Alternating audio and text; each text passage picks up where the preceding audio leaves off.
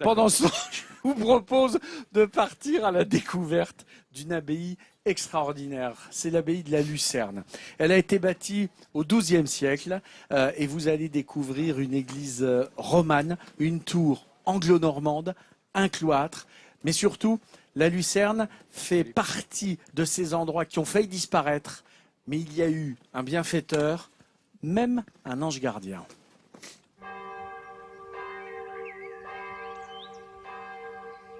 Le son des cloches de l'abbaye de la Lucerne rythme la vie de ce petit coin de campagne normand. Elle sonne bientôt la pause pour Pascal, maître maçon, qui a en grande partie restauré seul ce patrimoine religieux exceptionnel de la Manche. C'est très long, parce qu'il faut passer dans tous les trous. Il y en a qui sont profonds, il y en a d'autres qui ne sont pas larges. La restauration se poursuit aujourd'hui avec le mur de cette petite bâtisse, la maison au cygne, dépendance de l'abbaye.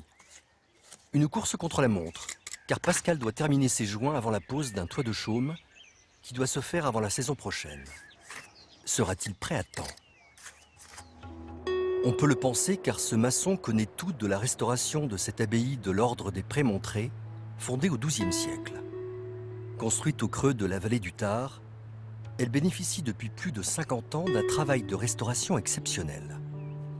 C'est Pascal qui en est responsable depuis une trentaine d'années. Le chantier de sa vie. Un homme lui a tout appris et lui a transmis cet amour des vieilles pierres, l'abbé Lelégard. Il achète l'abbaye en 1959. Sa sœur se souvient de l'état de la bâtisse quand il s'est lancé dans ce projet titanesque. Alors là, c'est un trou, c'est pas compliqué, il n'y a rien. Il y a des fondations, mais enfin, il n'y a rien du tout. Je crois qu'il n'y avait qu'une seule personne qui était capable d'imaginer qu'on pouvait la reconstruire, la relever, pour la voir telle qu'elle est aujourd'hui.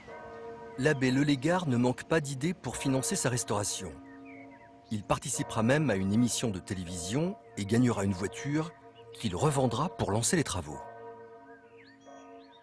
Donc il participe à cette émission de Guilux, La roue tourne, il gagne une ondine et elle est mise aux enchères, et c'est Guilux qui mène les enchères, et l'argent obtenu est parti dans les travaux. L'abbé Lelégard embauche ensuite Pascal, qui poursuivra son œuvre après son décès.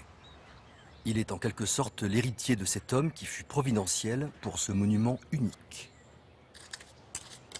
J'essaye de rendre toujours hommage à l'abbé. Il m'a appris tout ce qu'est l'architecture médiévale. J'ai la chance de travailler à un rythme un petit peu comme à l'ancienne. Je travaille toujours pour l'abbé, moi. Il suffit de suivre Pascal dans l'abbaye pour mesurer l'immensité du travail qu'il a accompli ici. Souvent seul, pierre par pierre, il s'est attaqué à la restauration du pigeonnier, du réfectoire, mais aussi de la nef de l'abbatiale. L'abbé m'a fait confiance dès le départ. J'ai fait beaucoup de recherches dans les livres et je me suis intéressé aussitôt aux ogives, aux arcs brisés, aux berceaux. La dernière ogive, je l'ai fait tout seul. Donc ça a pris 5 mois et demi tout seul.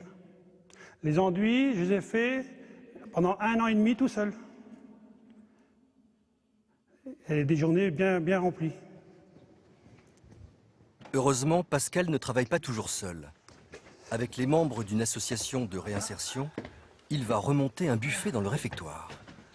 Alors, donc là, vous allez le poser à peu près centré. Alors, plus par là encore.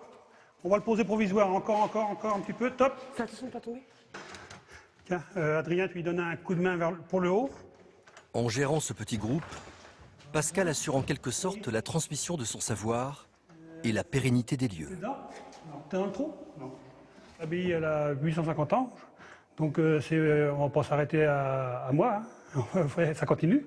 Donc, il faut les générations futures. Donc, et au moins, eux, ils ont appris dans ce beau lieu certaines techniques anciennes qu'ils n'auraient peut-être pas connues.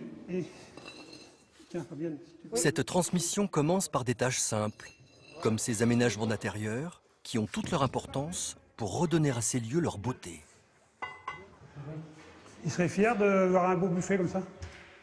À mesure que les restaurations avancent, Pascal met en lumière les secrets de cette architecture sobre et dépouillée.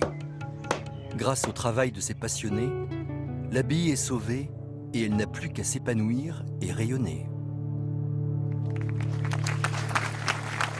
Je suis extrêmement fier de vous présenter Pascal, qui est là parce que c'est un bonheur et un honneur de vous avoir, Pascal, en cette semaine des Journées du patrimoine. Ce que vous faites depuis des dizaines d'années est totalement exceptionnel. Parce que vous l'avez dit, mais je ne sais pas si vous imaginez le travail qu'il y a derrière tout cela.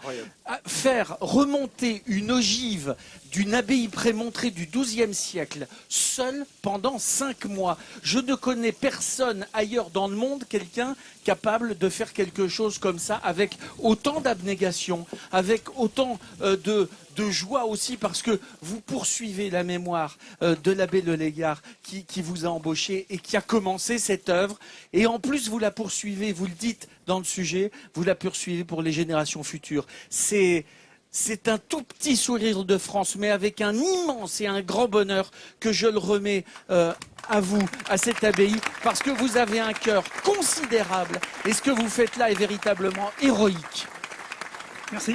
Merci à vous surtout. Nathalie, toi qui passes tes vacances depuis t'as plus tant d'enfance dans le coin, je suis sûr que tu connais ce lieu. Hein. Ah bah, tout le monde le connaît. J'ai vu l'émotion de tous les grands Villers face à ce travail remarquable. Moi, j'ai une double émotion parce que mon arrière-grand-père, Jacques Simon, qui était artiste peintre, qui a trouvé un peu d'inspiration dans les années 30.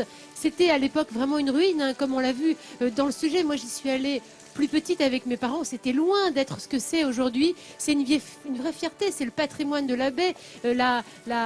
L'abbaye, elle se trouve à côté du Tard qui se jette là juste derrière du côté de Saint-Père. C'est une abbaye qui n'est pas sanctuarisée, qui vit et vraiment on en est tous fiers. Je suis très émue moi aussi. Bravo.